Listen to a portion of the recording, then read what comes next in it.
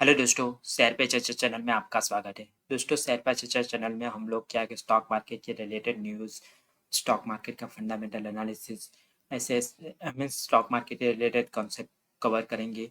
और इसके साथ ही आईपीओज एंड स्टॉक मार्केट के जो भी नए नए रूल्स एंड रेगुलेशन को भी कवर करेंगे। तो अभी तक आपने इस चैनल को सब्सक्राइब नहीं किया तो सब्सक्राइब कर सकते हो, अपने फ्रेंड के साथ शेयर कर सकते हो। अभी तक आपने इस वीडियोस को कवर नहीं किया तो वीडियोस को कवर कर सकते हो। चलिए दोस्तों, आज का वीडियो स्टार्ट कर देते हैं। तो आज के वीडियो में हम क्या कि कैश कन्वर्जन साइकिल के बारे में देखने वाले हैं। तो लास्ट 3 वीडियोस में हमने इन्वेंटरी टर्नओवर रेशियोज और inventory turnover ratios and data days and the creditor days and inventory days के बारे में लिखा था। तो कैश उसके रिलेटेड कॉन्सेप्ट जैसे कैश कन्वर्जन साइकिल्स, उसको बारे में हम इस वीडियो में कवर करने वाले हैं। तो कैश कन्वर्जन साइकिल का क्या यूज़ है, उसको कैसे कैलकुलेट किया है और उसका क्या है, कैसे कैलकुलेट करते हैं, उसका क्या है इंटरप्रिटेशन होता है, उसके बारे में देखते हैं।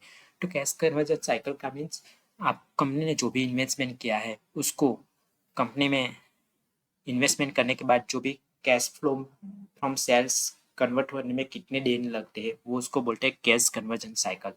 सपोज मैंने कुछ कंपनी में रॉ मटेरियल परचेज किया, उसको बाद मैन्युफैक्चर किया, प्रोडक्ट मैन्युफैक्चर करने के बाद में उसको कस्टमर को सेल किया, कस्टमर ने मुझे पैसा दिया। तो वो पूरा साइकिल जो बोलता है ना उसको ऑपरेटिंग साइकिल एज और सिंपली कैश साइकिल्स बोलते हैं। तो वो उसका पूरा साइकिल्स को बोलते हैं ऑपरेटिंग साइकिल और सिंपली कैश साइकिल्स। जैसे यहाँ पे आप इमेज में देख सकते हो कि मैंने इन्वेंटरी परचेज किया सप्लायर से इन्वेंटरी के परचेज करने के बाद में उसका क्या है कि क्वालिटी चेक करूँगा, इंस्पेक्शन करूँगा, बाद में उसको क्या है कि वो इन्वेंटरी का यूज़ करके मैं अपना प्रोडक्ट मैन्युफैक्चर करूँगा। और मैं यहाँ पे जो भी है ना उसके बाद सप्लायर को उसका पेमेंट कर दूंगा। सप्लायर को पेमेंट कर दूंगा, उसके बाद यहाँ पे जो भी मैं इन्वेंटरी का मैन्युफैक्चर कर रहा हूँ वो इन्वेंटरी में कस्टमर को सोल्ड करूँगा, सेल करूँगा। कस्टमर को सेल करने के बाद जो कस्टमर है उसका इंस्पेक्शन करेगा, क्वालिटी चेक करेगा और उसके बाद मुझे पैसा देगा। तो यहाँ पे जो भी इन्वेंटरी परचेज करने के बाद, इन्वेंटरी सोल्ड करने के बाद जो टाइम पीरियड है ना, इन्वेंटरी परचेज करने के बाद मैन्युफैक्चर किया, उसके बाद इन्वेंटरी जो भी प्रोडक्ट मैन्युफैक्चर हुआ उसको सेल किया, तो उसको इन्वेंटरी पे पीरियड और इन्वेंटरी डेज बोलते हैं। और जो भी इन्वेंटरी परचेज किया उसके बाद मैंने सप्लायर को पेमेंट करने के लिए जो भी टाइम लगा ना उसको अकाउंट पेएबल डेज बोलते हैं, उसको अकाउंट पेएबल डेज और क्रेडिटर डेज बोलते हैं। और लास्ट में जो इन्वेंटरी सेल करने के बाद जो मुझे उसके बाद कब तक कस्टमर चेक करेगा क्वालिटी, उसके बाद कस्टमर मुझे पेमेंट करेगा, तो वो पीरियड जो रहता है ना इन्वेंटरी सोल्ड करने के बाद कस्टमर से पैसा लेने के तब तक का जो टाइम रहता है ना उसको अकाउंट रिसीवेबल पीरियड और डेटा डेज बोलते हैं। तो एक चीज़ और कि यहाँ पे अकाउंट पेएबल डेज और क्रेडिटर डेज दोनों एक ही है, बट उसमें क्या चीज़ें है कि पेएबल डेज में क्या है कि आपका सब स्टेक होल्डर आ जाएगा, जैसे कि सप्लायर भी आ जाएगा, आपका एम्प्लॉय को कुछ पैसे, एम्प्लॉय लेवल में कुछ पैसा देना बाकी होगा, जैसे सीएफओ सीनियर लेवल पे कुछ पैसा देना बाकी होगा किसी को, तो वो भी आएगा।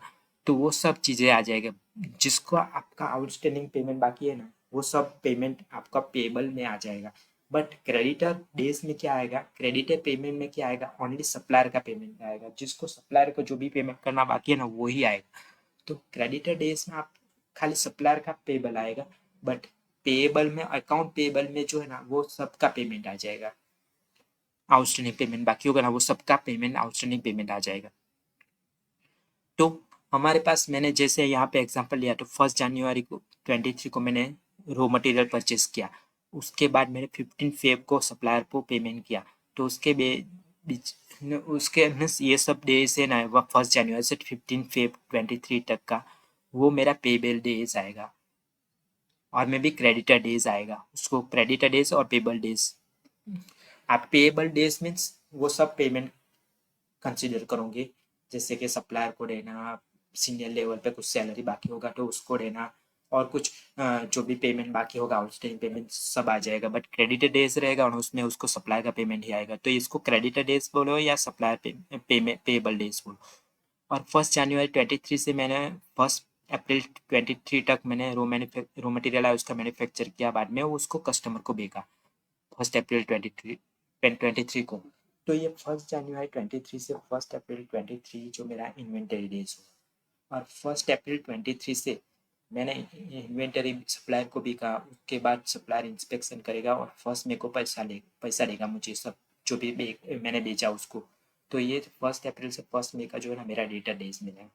तो कैश कन्वर्जन साइकिल क्या है, ये पूरा आपका जो है ना ये रॉ मटेरियल परचेज से कस्टमर जो पेमेंट करेगा वो पूरा पीरियड जो मेरा है ना ऑपरेटिंग साइकिल और कैश साइकिल बोलते हैं उसको। तो कैश कन्वर्जन साइकिल का फॉर्मूला क्या है, तो आपको days of inventory outstanding means days inventory days plus days of sales outstanding plus means debtor days, तो inventory days plus debtor days minus days of payable outstanding means payable days, उसको subtract करना है। तो ये cash conversion cycle का formula है। तो DIO को आप ऑल्सो इन्वेंटरी डेज बोल सकते हो, डीएसओ को आपको डेटा डेज बोल सकते हो, डीपीओ को क्रेडिटर डेज बोल सकते हो। डेज ऑफ पेएबल में जब आप कैलकुलेट करोगे तो आप सब आउटस्टैंडिंग पेमेंट पेएबल इंक्लूड करोगे, बट क्रेडिटर डेज में आपको ओनली सप्लायर का पेएबल इंक्लूड करना है। वो एक डिफरेंस आपको ध्यान में रखना है। अभी मैंने 2 एग्जांपल भी लिए हैं, एशियन पेन का एंड बजट पेन का। तो यहाँ पे आप देख सकते हो कि data days, inventory days, payable days, जैसे हमने लास्ट 3 वीडियो में देखा ना, data days, inventory days and payable days क्या है, उसका वीडियो का लिंक मैं आपको डिस्क्रिप्शन में भी डाल दूंगा, तो आप इस वीडियो को भी कवर कर सकते हो, तो आपका पूरा अंडरस्टैंडिंग इजीली हो जाएगा।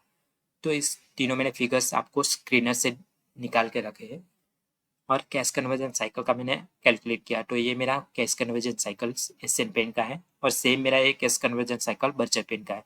तो आप देख सकते हो कि cash conversion cycle on an average Asian Paints का क्या है कि 60 to 70 अराउंड है, जो बर्जर पेन का भी 50 to 70 अराउंड है। तो आपको कैश कन्वर्जन साइकिल कैसे कैलकुलेट करता है, उसका क्या यूज़ है, और इसका यूज़ की बात करें हम लोग तो ऐसा मीन्स कंपनी का पैसा इन्वेस्ट करने के बाद रिसीव करने में कितना टाइम लगता है। मीन्स जो भी कंपनी इन्वेस्टमेंट करता है ना अपना raw material, machinery, plant and manufacturing सब में, तो उसका रिटर्न करने में कंपनी को कितना टाइम लगता है।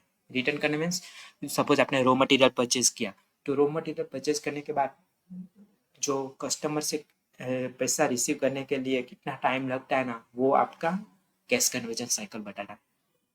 तो कैश कन्वर्जन साइकिल जितना कम रहेगा ना उतना अच्छा रहेगा, क्योंकि आपने रॉ मटेरियल परचेज किया और आप 10 दिन में फिर से पैसा कस्टमर से ले पा रहे हो, तो आपका वो अच्छा रहेगा। 10 जो सपोज आपने 1 जनवरी से रॉ मटेरियल परचेज किया और 20 जनवरी को आपका पेमेंट आ गया सप्लायर कस्टमर से, तो आप ये 20 डेज में आपका साइकिल रहेगा, तो आपका बहुत अच्छा है।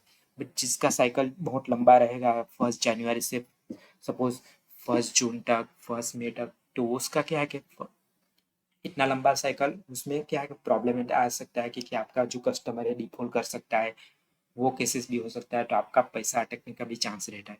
तो जितना cash conversion cash cash cycle कम रहेगा, ऑपरेटिंग साइकिल कम रहेगा, उतना बेटर रहेगा। तो उसको कम करने के लिए क्या कर सकते हो आप, आपका DPO, days of payable outstanding, वो बढ़ा सकते हो, या आप डेज ऑफ इन्वेंटरी आउटस्टैंडिंग और सेल्स आउटस्टैंडिंग को कम कर सकते हो।